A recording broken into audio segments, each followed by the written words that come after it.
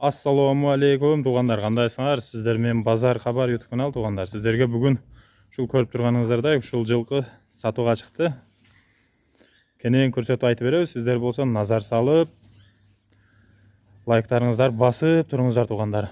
Мына есінен кеңірек сұрап беребиз. Ассаламу алейкум ака. Алейкум.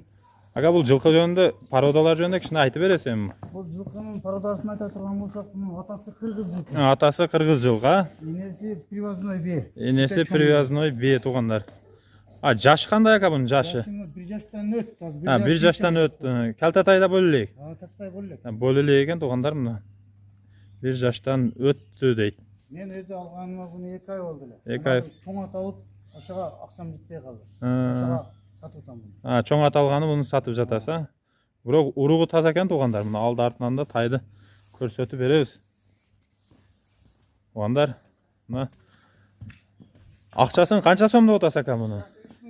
$3000. Кеми болады азыр. Кеми болады дейді туғандар. $3000. Бірақ кеми бар дейді. Жылқы жөнінде туғандар. Малымат бұл Жалал-Абад облысы, Созақ район, Барпы айыл өкіметінде туғандар. Номерлерін қалтырабыз, номерлеріне чалсаңыздар болады. $3000 кеми бар дейді.